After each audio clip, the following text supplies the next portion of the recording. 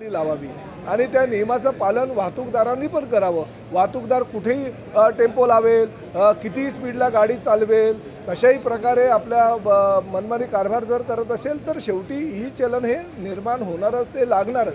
परंतु त्यामध्ये जर काही ट्रॅफिक पोलीस चुकीच्या पद्धतीने तुम्हाला पकडत असतील आणि तुमच्यावर फाईन लावत असतील आणि दंड वसुली करत असेल, परिवहन विभाग जर तुमच्या ई चलनाच्या माध्यमातून तुम्हाला महिन्या 2 महिन्यात जे पैसे भरायचे ते भरण्यासाठी आग्रह करत असेल तर ते होणार नाही।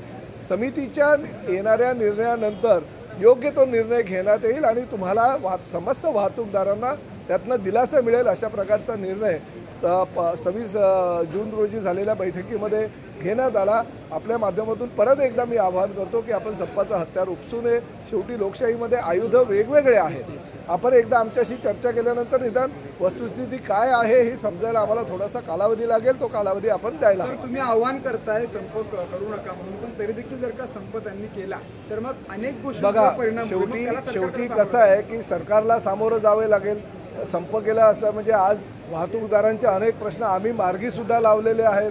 अनेक वर्षापासूनचे वाहतूकदार जड वाहतूक करणारे वाहतूकदार आहे, 22 चेकपोस्ट आहे, ते 22 चेकपोस्ट रद्द करावे म्हणून त्यांनी मागणी केली। ती आम्ही आता आमच्यावर भुर्दंड जरी आला परिवहन विभागावर तरी आम्ही तो भुर्दंड सहन करून आम्ही ते चेकपोस्ट सर्व बंद करतो आहेत।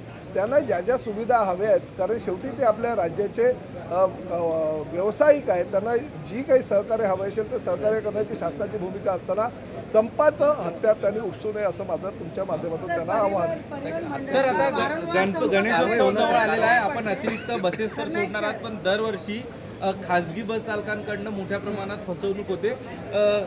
काय जास्तीत जास्त बघा, परिवहन विभाग एसटी महामंडळाकडे आता नवीन बसेससुद्धा उपलब्ध झालेल्या आहे। जवळजवळ 2000पेक्षा अधिक बसेस उपलब्ध झालेल्या। आम्ही पंढरपूरच्या वारीमध्ये सुद्धा 520 बसेस यावर्षी दिलेल्या आहेत। गणेशोत्सवासाठी सुद्धा आम्ही खास करून कोकणात जाणाऱ्या आमच्या चाकरमान्यांसाठी बसेसची अतिरिक्त व्यवस्था केलेली आहे। त्यामुळे कुठल्याही प्रकारे लोकांना त्रास होणार नाही। सर्वसामान्य भाविकांना, सर्वसामान्य गणेश भक्त परिवहन विभागाच्या माध्यमातून किंवा एसटी महामंडळाच्या माध्यमातून न्याय कसा मिळेल यासाठी आम्ही प्रयत्नशील आहोत।